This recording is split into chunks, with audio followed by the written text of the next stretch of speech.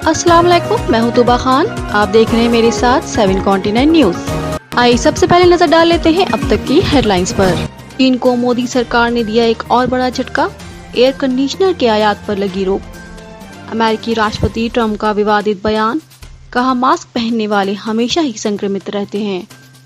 Britain में प्रतिष्ठित Elliot पुरस्कार की होड़ में शामिल भारतीय मूल की कवित्री भानु। तेलंगाना में तबाही की बारिश, सभी प्राइवेट और सरकारी संस्थान 2 दिनों के लिए किए गए बंद, ऑनलाइन क्लासेस की भी छुट्टी। ब्राजील की जीत में नेमार की हैट्रिक, पेरू को 4-2 से हराया। साउथ अफ्रीका क्रिकेट पर मंडराया प्रतिबंध का खतरा, सरकार ने दी चेतावनी।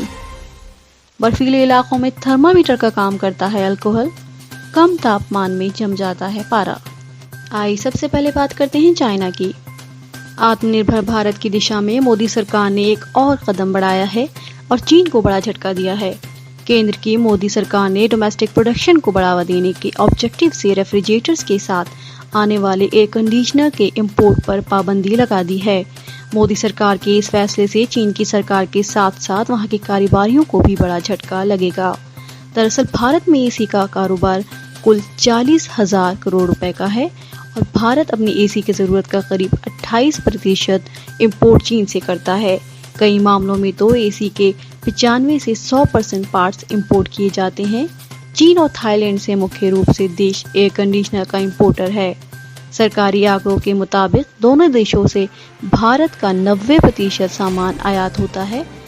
दरअसल फॉरेन बिजनेस डायरेक्टोरेट जनरल ने एक अधिसूचना में कहा है कि रेफ्रिजरेटर्स के साथ एयर कंडीशनर के आयात को लेकर नीति को रिवाइज्ड किया गया है। इसके तहत इसे फ्री रेंज से हटाकर रिस्ट्रिक्टिव लिस्ट में डाला गया है। स्प्लिट और विंडो या सभी तरह के एयर कंडीशनर के इंपोर्ट पर रोक लगाई गई है। भारत में कई फॉरेन कंपनियां ने अपने प्लांट लगा रखे हैं, उनके कारोबार पर इसका असर नहीं होगा। हमारी अगली खबर है नॉर्थ अमेरिका से।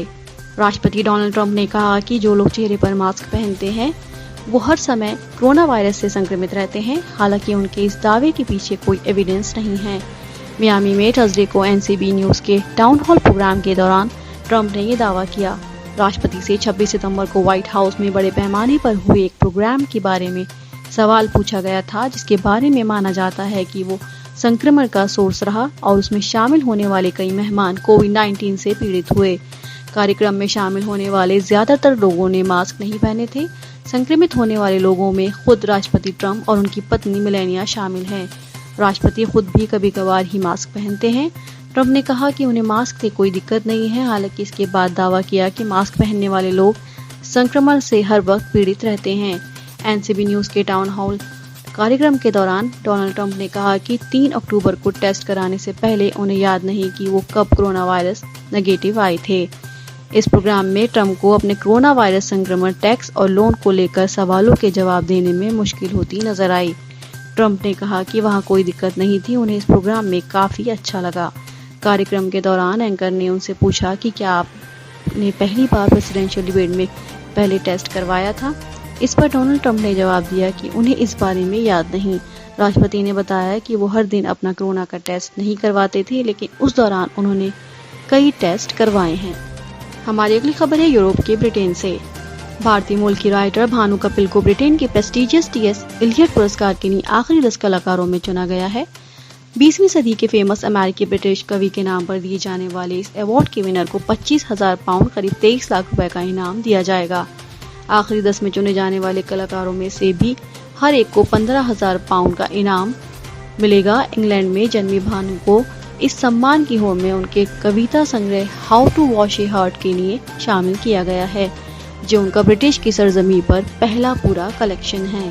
पिछले साल लंदन में पब्लिश इस कलेक्शन में एक माइग्रेंट गेस्ट और शहरी मेजबान के बीच के रिलेशन को दिखाया गया है।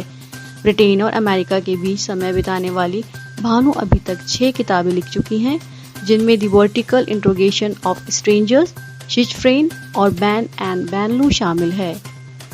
इस साल की शुरुआत में उन्हें प्रेस्टिजियस अमेरिकी अवार्ड द विंडहेम कैम्पबेल प्राइज से सम्मानित किया गया था। अब उनका एलियट अवार्ड के लिए नॉमिनेशन बेहद अहम माना जा रहा है। हमारी अगली खबर है हैदराबाद से। तेलंगाना की राजधानी हैदराबाद में बीते 24 घंटों से हो रही थी बारिश का सिलसिला आगे भी जारी रहेगा। भारी बारिश के चलते शहर के कई इलाके पानी से भर गए हैं, जिसकी वजह से सड़कों पर गाड़ियां तैर रही हैं। आलम यह है कि हैदराबाद के बोवनपल्ली इलाके में कई गाड़ियां पानी के बहाव में बह गईं। बारिश थमने की उम्मीद पर मौसम विभाग ने परसों कहा है कि फिलहाल बारिश 1-2 दिन तक नहीं रुकने वाली है। मौसम विभाग ने थर्सडे को भी हैदराबाद समेत कुछ जगह पर बहुत भारी बारिश होने की उम्मीद जताई है। आधिकारिक आंकड़ों के मुताबिक ट्यूसडे सुबह 8:30 से रात 9 बजे तक मेडचल मलकाजगिरी जिले के सिंगापुर टाउनशिप में 292.5 मिमी बारिश हुई। ऑफिशियल सोर्सेज ने बताया कि ग्रेटर हैदराबाद नगर निगम GHMC के कई इलाकों में भारी बारिश हुई। GHMC में 98.9 मिमी औसत बारिश हुई। शहर में कई सड़कों और निचले इलाकों में पानी भर गया है। पुलिस दलों और NDRF एंड GHMC की डिजास्टर रिस्पांस फोर्स DRF कर्मियों ने उन जगह से कई फैमिलीज को बाहर निकाला जहां पानी भर गया था। कई इलाकों में बचाव कार्य जारी है। पुलिस ने बताया कि यहां उप्पल में जल भराव की वजह से एक सरकारी बस के फंस जाने के बाद कम से कम 33 पैसेंजर्स को बचाया गया। हमारी अगली खबर है साउथ अमेरिका के ब्राजील से। नेमार की हैट्रिक के दम पर ब्राजील ने 2022 वर्ल्ड कप क्वालिफाइंग मुकाबले में पेरू को 4-2 से हराया। एक गोल रिचर्डसन ने 64वें मिनट में किया। नेमार के 103 मैचों में 64 इंटरनेशनल गोल हो गए हैं और वो ब्राजील की ओर से सबसे ज्यादा गोल दागने के मामले में दूसरे नंबर पर पहुंच गए हैं। 28 साल के नेमार ने रोनाल्डो को पीछे छोड़ा, जिन्होंने अब तक 62 गोल और 98 मैच खेले हैं। अब नेमार से आगे सिर्फ दिग्गज पेले ही हैं, जिन्होंने 77 गोल और 92 मैच खेले हैं। पेरू की ओर से कैरिलो ने 6वें मिनट और तापिया ने 59वें मिनट में एक गोल किया। वहीं लियोनेल मेसी के अर्जेंटीना ने पिछड़ने के बाद वापसी करते हुए बोलीविया को 2-1 से हराकर वर्ल्ड कप क्वालिफाइंग में अपना विक्ट्री कैंपेन जारी रखा। अर्जेंटीना की ये लेपॉल में 2005 के बाद पहली जीत है। अर्जेंटीना की ओर से ल्यूटेरो मार्टिनेज 45वें मिनट और जोक्विन कोरिया ने 79वें मिनट में एक गोल किया। वहीं बोलीविया के लिए सिंगल गोल मार्सिलो मोरानो ने 24वें मिनट में दागा। बाकी मैचों में कोलंबिया ने चिली से 2-2 से ड्रॉ खेला, जबकि उरुग्वे को इक्वेडोर के हाथों 2-4 से हार मिली। हमारी अगली खबर है साउथ अफ्रीका से। साउथ अफ्रीका पर इंटरनेशनल क्रिकेट से रेस्ट्रिक्शंस का खतरा मंडरा रहा है, क्योंकि उसकी सरकार ने 14 अक्टूबर को कहा कि सीनियर्स ऑफिसर द्वारा सीरियस मिसबिहेवियर के बाद वो देश में क्रिकेट की राष्ट्रीय संस्था के मामलों में इंटरफेरेंस का इरादा रखती है। स्पोर्ट मिनिस्टर नाथी मेथेतुआ ने बयान में कहा कि उन्होंने इंटरनेशनल क्रिकेट काउंसिल ICC को इस कदम की जानकारी दे दी है। ICC का कॉन्स्टिट्यूशन गवर्नमेंट इंटरफेरेंस को रिस्ट्रिक्टेड करता है और सजा के रूप में आमतौर पर नेशनल क्रिकेट बोर्ड के इंडिपेंडेंट तरीके से काम शुरू करने तक देश की टीम को इंटरनेशनल मैचों में खेलने से रेस्ट्रिक्टेड कर दिया जाता है। साउथ अफ्रीका सरकार और क्रिकेट साउथ अफ्रीका के बीच तनाव क्रिकेट बोर्ड के मामलों की लंबे समय से चली आ रही जांच की वजह है।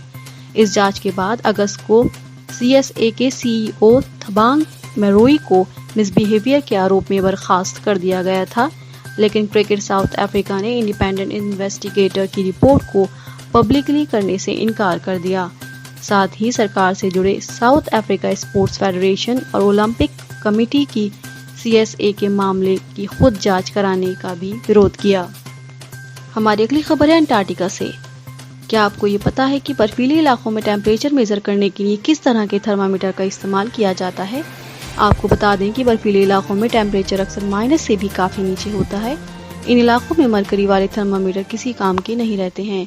असल में ये थर्मामीटर मरकरी यानी पारे से बना होता है, जो कम तापमान पर जम जाता है।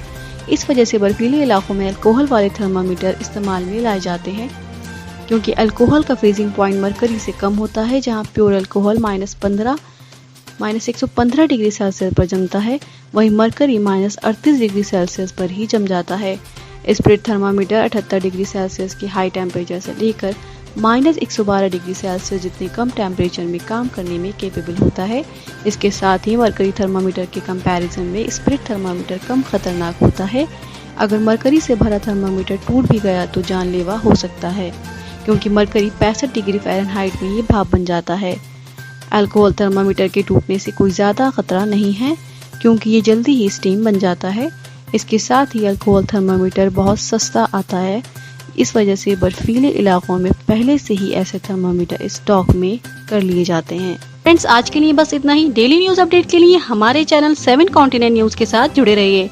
अगर आपको हमारी वीडियो पसंद आए, लाइक करें, कमेंट करें, शेयर करें और हमारे चैनल 7 कॉन्टिनेंट न्यूज को सब्सक्राइब करें और बेल आइकन दबाना मत भूलिएगा। चलिए इसी के साथ आपसे फिर मुलाकात होगी एक नई वीडियो के साथ। Thanks for watching. Have a nice day.